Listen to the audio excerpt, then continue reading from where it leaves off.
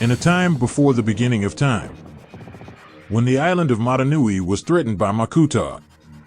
When the shadows plunged the world into darkness, a team of Toa heroes was sent to the island. They were called Toa Mata X. But for unknown reasons, after arrival, the entire team lost their memory. Perhaps evil itself was involved in this. For this reason, a second Toa team, Toa Mata Y, was urgently equipped and sent. Their goal and mission was to fully support the main forces. They must help complete the task of destroying evil.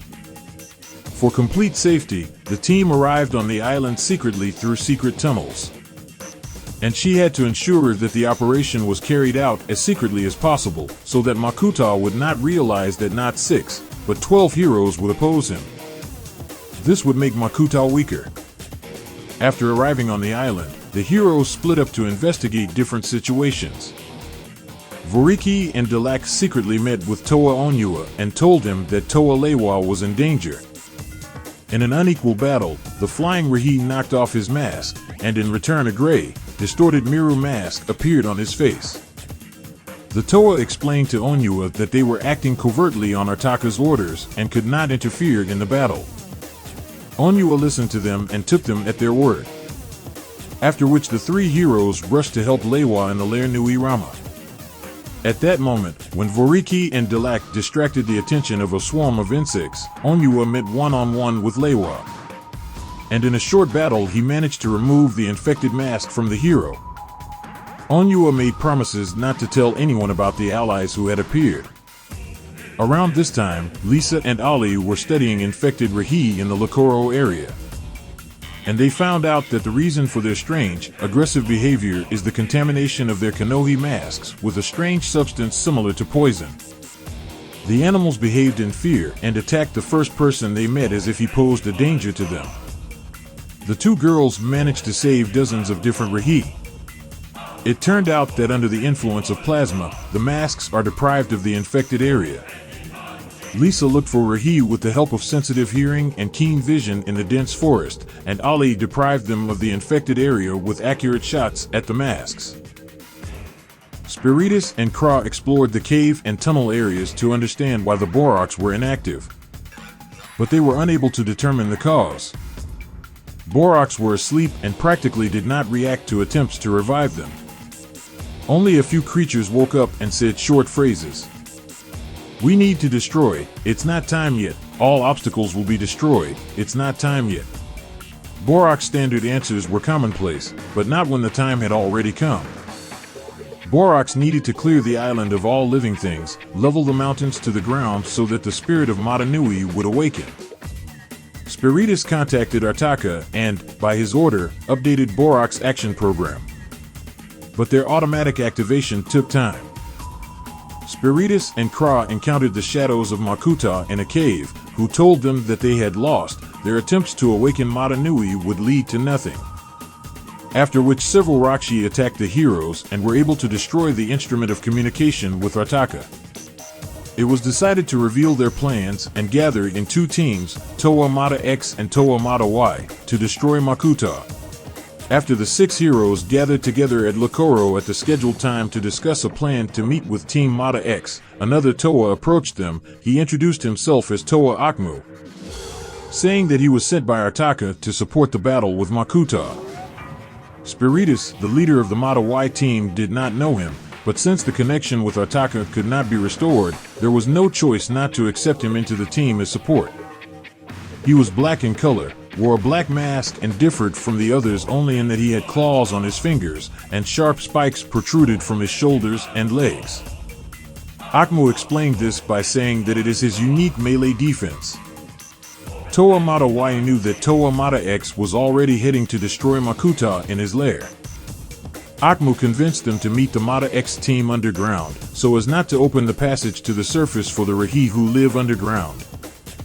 Akmu walked confidently through the dark dungeons and said that his main task was to explore all possible exits to the surface. After the Toa Mata Y heard the movement of the elevator leading down and saw the Toa Mata X descending on different plates, they hurried to meet them, but a veil of darkness blocked their passage. After which Makuta's voice was heard, "You lost." Akmu said that he knew how to get around this corridor and meet with Toa Mata. The Toa Mata Y team had no choice but to trust him and not follow him. After a short wandering through the labyrinths of caves, they came out into a large room, in the center of which was the symbol of Mata Nui, and in the corners there were columns holding a heavy stone ceiling. Entering the room, the door behind them suddenly closed, and a huge body emerged from the shadows.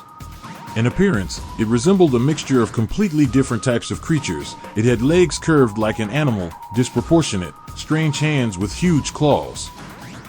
The body consisted of the bodies of Matarans and Rakshi. Huge tentacles seemed to be made of shadow curling from behind his back, and on his head was a Kraken mask, a mask of darkness. It was Makuta. "You are mistaken, Toa. Your friends are already dead, and you will soon join them." Akmu stepped forward and unafraidly approached Makuta, turned his back to him, and took out his sword. Makuta laughed.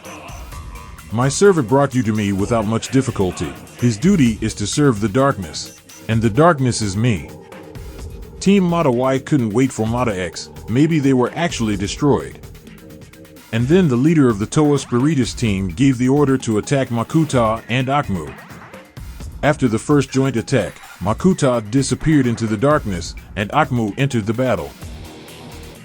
The battle was difficult. Akmu parried many attacks by partially turning into darkness and letting them pass through him.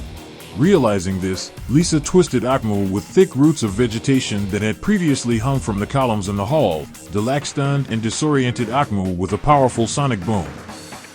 And Ali hit the mask with a precise shot, splitting it into pieces.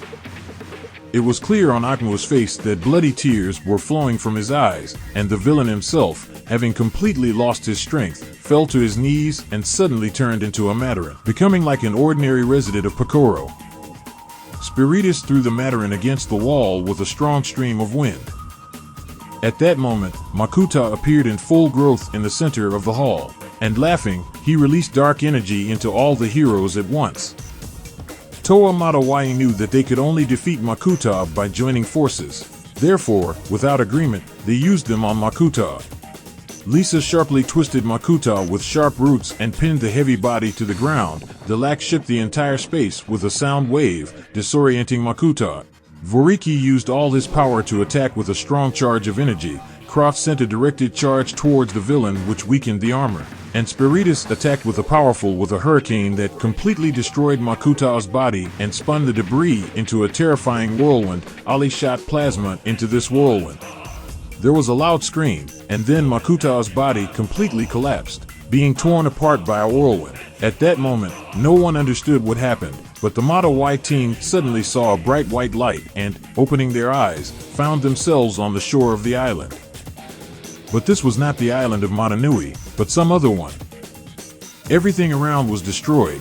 Here and there were destroyed bodies of Matarans. Toa Mata Y did not understand what happened. There was no communication with Ataka. Makuta remained on the same island, and it is not clear whether it was destroyed. There was only one thing left to do: check what this place was and find out how to get out of here.